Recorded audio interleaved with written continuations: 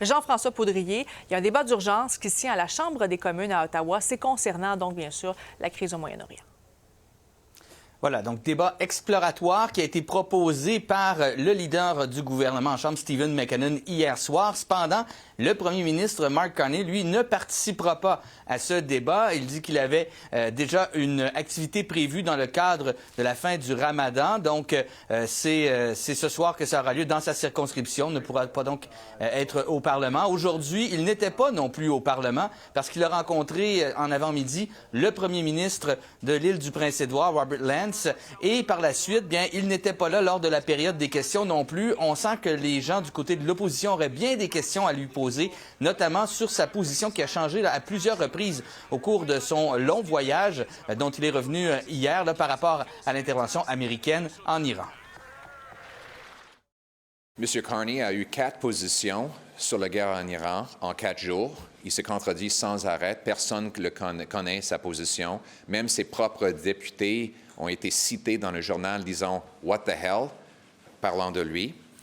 Et maintenant, il se cache. Est-ce que ça va dans la lignée qu'on lui connaît présentement d'avoir une certaine forme, au pire de mépris, mais au mieux d'indifférence envers le travail parlementaire? On le voit, sa présence en Chambre est quand même minime comparée à ses prédécesseurs. De leur côté, il y a les pays du G7 qui se disent prêts à réagir et même à puiser dans les réserves stratégiques. Ouais, il y a eu une rencontre ce matin, donc, du G7, rencontre téléphonique. Et à la suite de tout ça, il y a le ministre des Finances français, Roland Lescure, qui a mentionné à la presse qu'on n'était pas nécessairement rendu à utiliser ces réserves stratégiques, mais que ça pourrait éventuellement arriver. On sait que le prix du pétrole, encore une fois, là, a monté à près de 100 $ américains du côté de la bourse à New York. On se situe maintenant autour de 92 $ américains, mais éventuellement, il faudrait peut-être devoir réagir. We're not there yet. What we've agreed upon is to use any necessary tools, if need be, to stabilize the market, including the potential release of necessary stockpiles.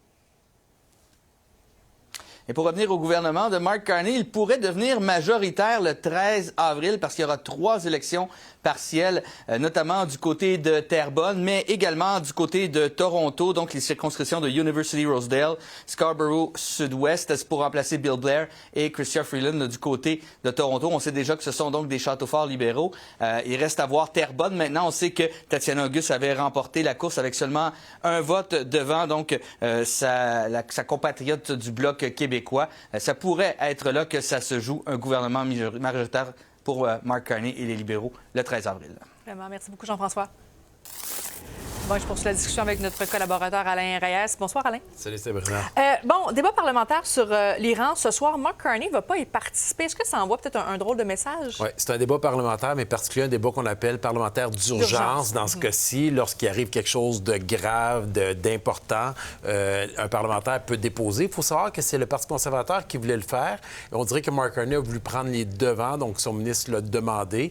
C'est un peu spécial, honnêtement, dans un cas aussi important que pour une guerre, comme on vit en ce moment, ce conflit en Iran contre les États-Unis et Israël, de voir qu'il ne sera pas présent. Puis, en général, ça ne veut pas dire qu'ils sont toujours là, les chefs de parti, lorsqu'il y a un débat d'urgence parlementaire. Mais en général, les premiers ministres et les chefs vont être là au début minimalement pour faire une première allocution. Puis, dans certains cas, vont quitter par la suite pour leurs activités. Le Mark Carney semble vouloir envoyer le message que ces ministres sont importants, sont en contrôle de la situation, particulièrement le ministre de la Défense, le ministre des Affaires étrangères, à qui il veut laisser toute la place. Mais je répète, je pense que c'est un mauvais message parce que, surtout avec les positions qui sont un peu ambiguës depuis le début qu'il a pris, on s'attendrait à voir ce qu'ils pensent vraiment, l'ensemble des Canadiens. C'est ce que je m'en ai dit parce que aussi, bon, la semaine dernière, on l'a vu, il est en voyage, notamment, bon, il a été en Inde, au Japon, et là, tu en as parlé un peu de ces positions parfois qui étaient contradictoires. Est-ce qu'à un moment donné, ça pourrait lui retomber dessus, là, ces positions comme ça? Oui, là, pour l'instant, il semble être vraiment dans une lune de miel. Les Canadiens semblent vouloir lui faire confiance. Il donne l'impression de ne pas être un politicien comme l'on connaît en général. Mais dans ce cas-ci, bon, au début, il a appuyé à 100 la guerre des États-Unis. Il est un des premiers pays important au monde à l'avoir fait.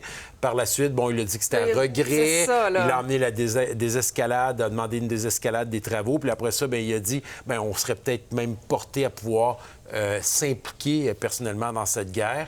Donc, c'est un sujet qui est assez délicat, mais en même temps, une guerre, c'est important. Puis je pense que c'est important de savoir qu'est-ce qu'il en aurait de la tête et qu'est-ce qu'il croit pour le Canada, là. Mais qu'est-ce que ça veut dire si le Canada décidait de participer, en fait, à cette guerre-là du côté du Moyen-Orient? D'abord, comment qu'on procéderait? Est-ce qu'on doit demander vraiment à la Chambre des communes? Non, pas nécessairement. Donc, légalement, on n'a pas besoin d'avoir l'appui de la Chambre des communes, du Parlement pour aller en guerre. Ça appartient au législatif, au cabinet ministériel. Le premier ministre, à la limite, lui-même pourrait décider d'engager des sommes.